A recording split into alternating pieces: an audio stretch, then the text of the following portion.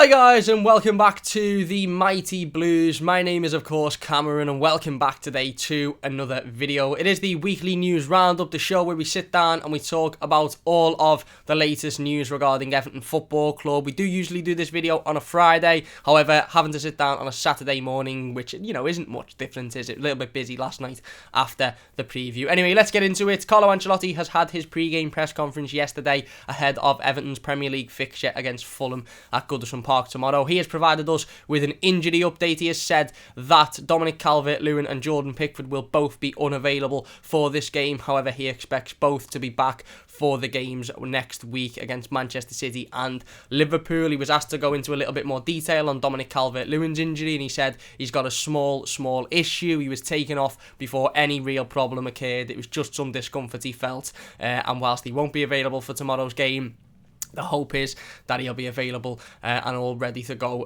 on Wednesday against Manchester City. Now, this is absolutely fantastic news. This so relieved to hear this, because I think we all sort of felt when Dominic Calvert-Lewin, hobbled off after 55, 60 minutes on Wednesday. I think we all felt that, with it being a hamstring problem, or it seemed like a hamstring problem, he could be out for a matter of weeks and maybe even months. And look, we all know how important Dominic Calvert-Lewin is to this Everton side. We all know how good he's been this season, the goals that he scored. He's been absolutely excellent, and he is a pivotal, vital part to Everton Football Club. And, for him to pick up an injury a week before two massive games against Manchester City, who are absolutely unbelievable and have on a 15-game win streak or something like that, and a Liverpool team who, it's a massive game, of course, a Merseyside derby at Anfield. I think we all sort of feared for the worst, so it's fantastic to hear Carlo Ancelotti come out and say, he won't feature on Sunday, which isn't ideal, but it's a lot better than what we originally thought, which is that he could be out for,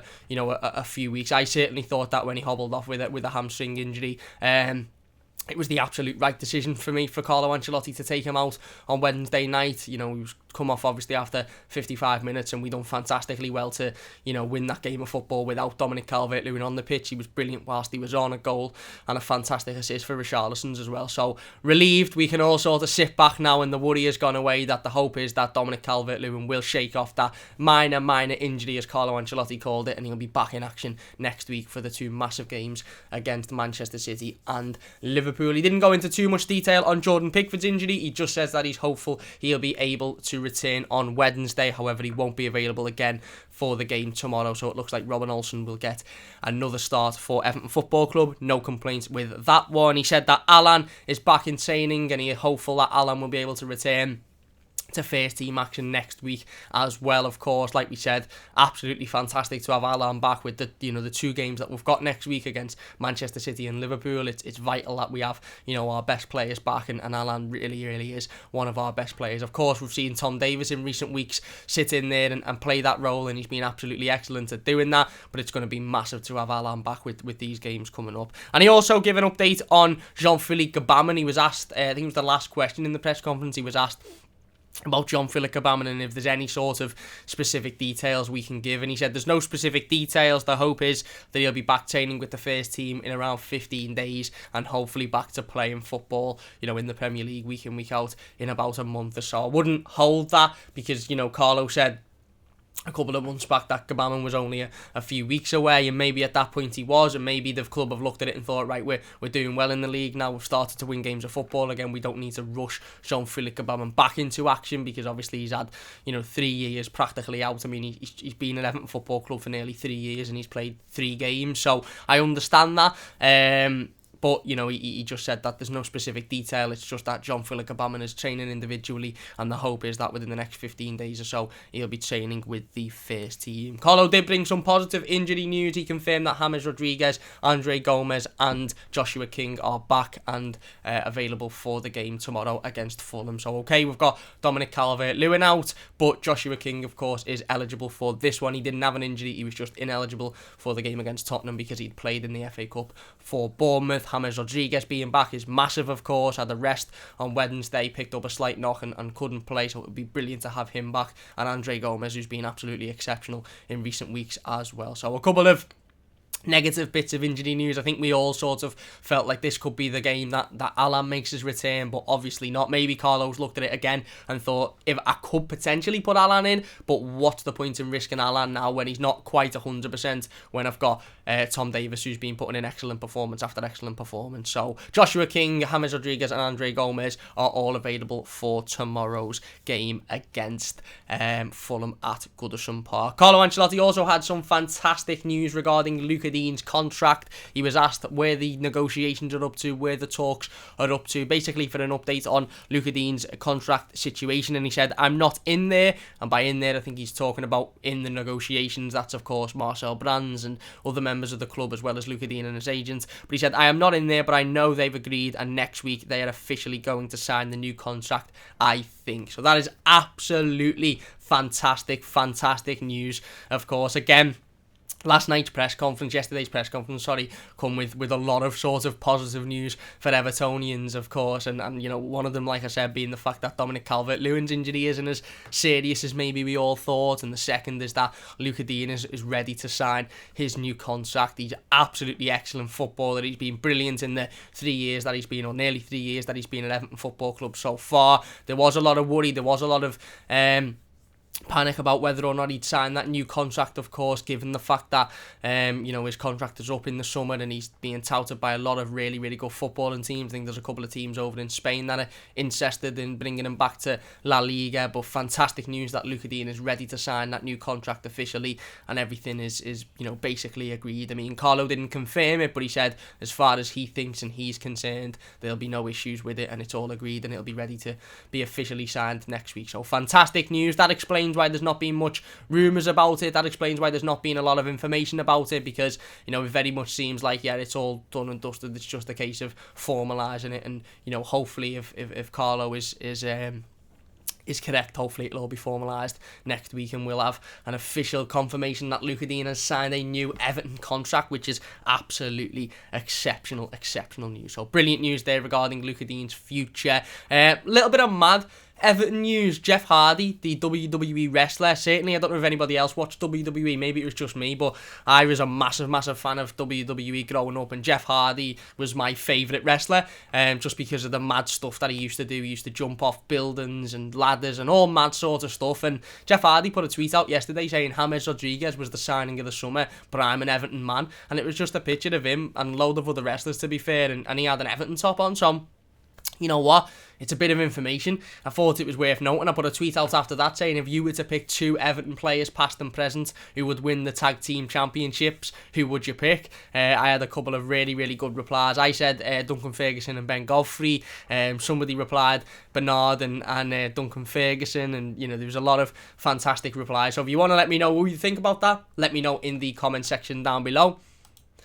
But yeah, I just thought it was a funny little bit of news there. It absolutely come out of nowhere. I just seen it on my timeline on Twitter, and I thought, well, that's a bit strange, isn't it? Jeff Hardy is an Everton fan, but there you go. It's a bit of Everton news for you. The Liverpool Echo reported yesterday that Colin Chong and Richard Kenyon will be discussing Bramley-Moore Docks and Everton's new stadium this coming Wednesday.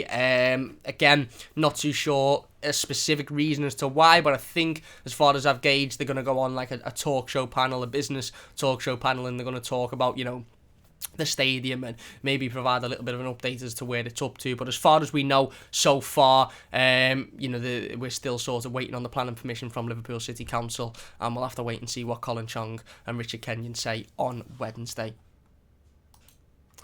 Carlo Ancelotti was asked the all-important question in yesterday's pre-game press conference, and that wasn't about Dominic Calvert-Lewin's injury, it wasn't about Luca Digne's new contract, it was of course about what beverage he was drinking when he decided to blow on that cup of hot beverage instead of celebrate Bernard's winning goal against Tottenham on Wednesday. Carlo Ancelotti said he was drinking a cup of tea. He said there was 2 reasons I didn't celebrate: A, because the cup of tea in my hand was very hot and it was in my hand, and B, because he didn't know whether the goal was going to be ruled offside by VAR, so he didn't want to overly celebrate. He said he asked for a cup of tea because he was absolutely freezing cold after 90 minutes and he couldn't even speak, so he asked somebody for a cup of tea and he had it in his hands and he decided to cool it down because he didn't want to celebrate in case A, it went everywhere, and B, the goal was disallowed. So certainly was the coolest, calmest man at Goodison Park on Wednesday night when Bernard slotted that 5th goal, and he has confirmed that it was a cup of tea that he was drinking. So there you go. On Bernard as well, by the way, there was a little tweet that was put out on Bernard's Twitter account yesterday. It was deleted after only a couple of minutes. I think it was a mistake from I think maybe a family member or a friend who's got access to Bernard's social media accounts, because it was talking about him in third person. So it definitely wasn't come from him, and it was obviously tweeted from the wrong account. But it was talking about Bernard receiving a lot of shit, which was what the tweet said, from so-called Everton fans, and how much he appreciates the love and the support that he's had over the last couple of days or so after scoring that winning goal against Tottenham. That tweet was, like I said, quickly deleted from Bernard's Twitter account, and then Bernard put up a tweet himself that he left up with a heart, and it said "thank you everyone" or something along those lines. So I just want to say, look, again, football is a very emotional sport, but there's absolutely no room for abuse in football whatsoever. You can have an opinion. I'll sometimes sit here and say I don't think X player is good enough, I don't think this player is good enough. I'll sometimes sit here on the player ratings and say I don't think Bernard had a great game, I don't think he affected the game whatsoever.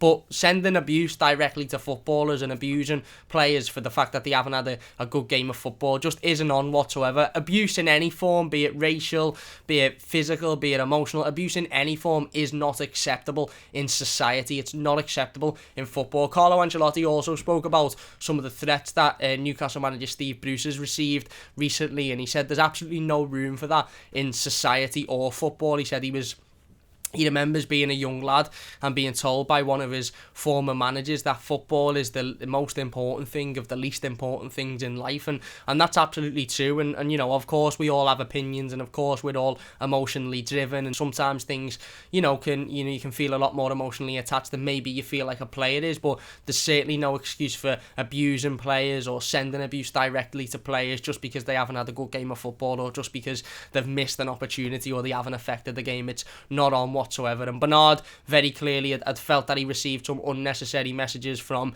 certain people prior to Wednesday's goal, and again he was wishing everybody and thanking everybody for the well wishes and the support. So listen, again, like I said, opinions are opinions, and we can all sit here and say we don't think this player is good enough, we don't think that player is good enough for Everton Football Club, or we weren't impressed with that player, or we haven't been impressed with this player. But sending direct abuse in any form of life, be it to a footballer, be it to anybody else, is not acceptable whatsoever, and it needs to end. It absolutely needs to end, because there's far too many people, certainly on social media, who will throw something out there which is horrible, absolutely evil to say, but because they're hidden behind a footballer's profile with the with the name excellent something or another, then they think that they can get away with it, and that's not the case whatsoever. They absolutely can't get away with it, and these social media applications need to be taking this a lot more seriously, and need to be clamping down on the actions that these people receive when they're throwing abuse out at people for no reason whatsoever. So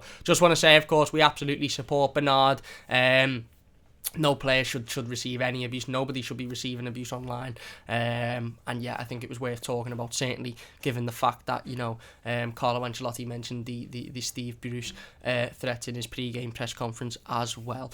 We found out earlier on this week that Everton have been drawn against Manchester City in the FA Cup quarter-final. We've done a little video on it on Thursday night when the draw was taken. I give my initial opinions on it. Look, it was the toughest fixture we could have gotten. It was the most difficult game we could have, been pulled against. Most difficult team we could have been pulled out against. But ultimately, you have to be able to beat everybody, and you have to be prepared to beat everybody. And if Everton want to go on and win the FA Cup, if Everton have aspirations of winning silverware, then you simply have to be prepared to beat every team that is in the competition. And Manchester City are a side that, if they weren't coming up against Everton in the quarterfinals, they'll have been coming up against Everton at some point in the be it the semis or the final, because they're an excellent footballing side. So it's going to be a really, really difficult game.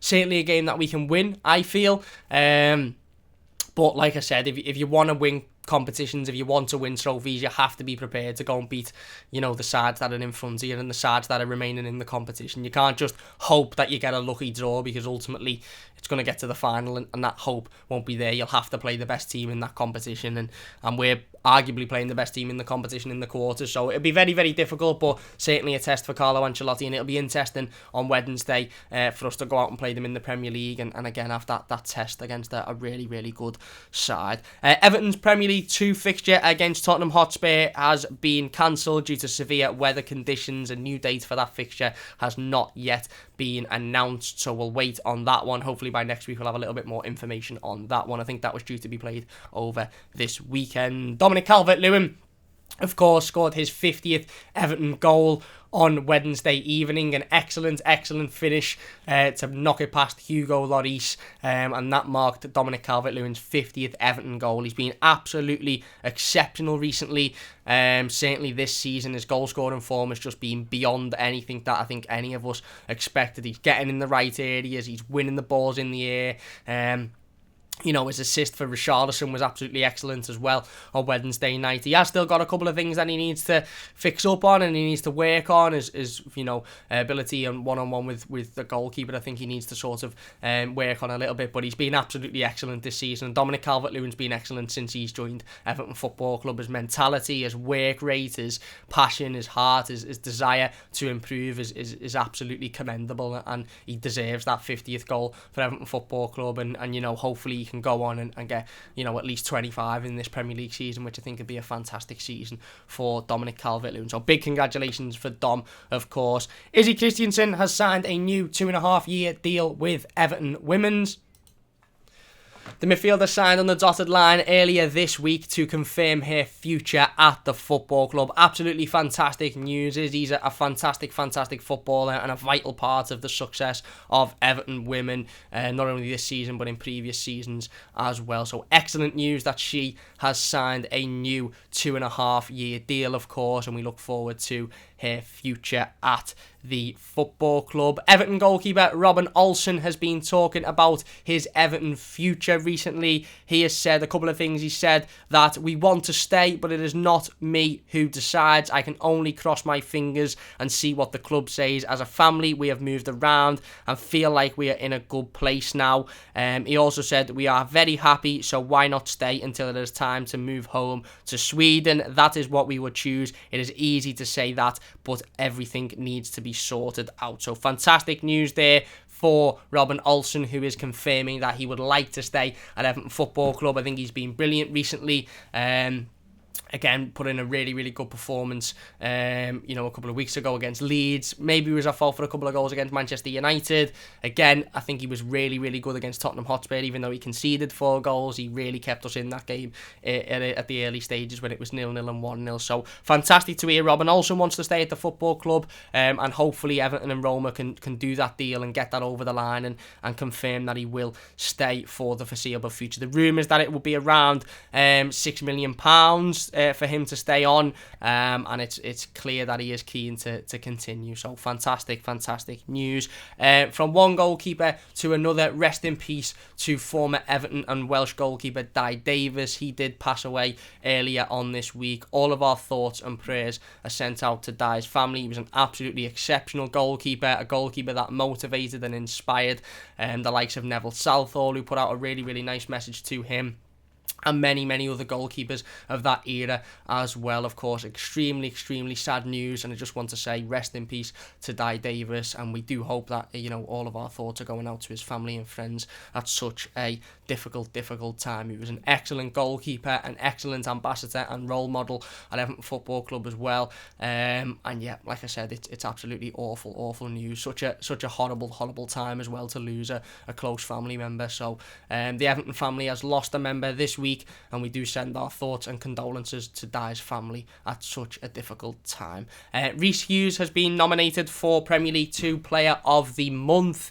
The young player has been nominated for his performances in the Everton under-23s. He's been absolutely exceptional recently, Reece, so hopefully he can win that award, and hopefully we'll be sitting here next week confirming that news. And last night the news broke that Carlo Ancelotti's home was actually burgled. I'm not going to go into any of the sort of speculation surrounding it. I'm just going to read out what was put out by the Liverpool Echo. They have said that Carlo Ancelotti's house was burgled by two men said to be wearing black waterproof clothing and black balaclavas on Friday night. A safe was stolen before the burglars were caught and disturbed by Ancelotti's daughter, who called the police. But they also said that Carlo Ancelotti's house was the target of an attempted burglary on Friday. It is believed that as the gang approached the home, Carlo's daughter saw them try to enter the property, disturbed them, and the group ran from the scene before police arrived. I think the report about them stealing the safe was put out there later than the report about it being an attempted burglary, so I think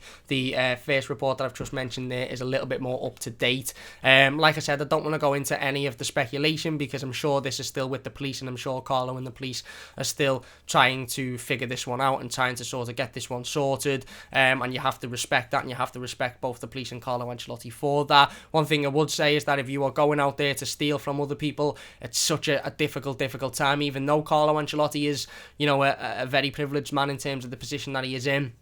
If you were going out to steal from anybody, if you were going out to take from anybody, then you are utter scum of the earth, and you do not deserve anything other than serious jail time. I hope that those who did that are caught and, you know, locked away for a long time, because that's exactly what they deserve. And, you know, Carlo is a man who, since coming to Everton Football Club, not only has embraced us as a football club and as a fan base, but has embraced the city, the people of the city. I think even, you know, fans of other clubs respect Carlo Ancelotti, and I have seen a couple of tweets saying, oh, it was Liverpool fans, it'll have been Liverpool fans. I don't think it's fair to say that whatsoever. I really don't think. I won't often stick up for Liverpool fans or Liverpool Football Club, but I really don't think you can sit there and say, oh, without any concrete evidence, oh, it's Liverpool fans. And even if those people that did do that did support Liverpool Football Club, that's nothing to do with Liverpool Football Club or their fan base. It's to do with however many of them, 2, 3, however many of them that there were, just absolute horrible thieving people. They're just thieves, that's all they are. It's no correlation to a football club or who they support. They're just thieves, and hopefully they get the punishment that they deserve. And like I said, obviously, you know, Carlo is a man that's come into the city, embraced the football club, embraced the people, embraced the culture, and he doesn't deserve that whatsoever, and neither does anybody. Nobody deserves to have their personal property stolen from, or their personal homes sort of, you know, broken into by people who aren't welcome. So obviously we absolutely love Carlo Ancelotti. I'm sure if there was 40,000 Evertonians at Goodison Park tomorrow, the support would be there for him, and he'd be able to see how much we love him. But Carlo is he's a man who's very clued up on everything, and he'll know that this is just one of those things that happens in life. And nobody was hurt, I believe, which is obviously the best news, that nobody was hurt, nobody was harmed. I don't think Carlo was in at the time. I think it was just his daughter. So, you know, Carlo obviously is fine, as is his family, which is the most important thing. And like I said, this will be in the hands of the police at the moment. But obviously we all love Carlo Ancelotti. That goes without saying. We all support Carlo Ancelotti through this as well. And like I said, it's just disgusting news. So I'm sorry to have to end on that. But like I said, I did do the notes for the weekly news roundup yesterday, and that actually hadn't happened at that point. I believe it was around 6 p.m. last night. So I've just sort of added that on to the end. But if you have enjoyed this video, please do hit that like button. Don't forget to subscribe to the channel if you're new as well. Massive thank you for watching. Don't forget to check out our game preview ahead of tomorrow's Premier League game against Fulham. We'll also be back tomorrow with the player ratings and the weekly news roundup as well. So don't forget to look out for those ones. Massive thank you for watching. If you've enjoyed this one, leave it a like. Don't forget to subscribe if you're new as well. And we'll see you soon on the Mighty Blues.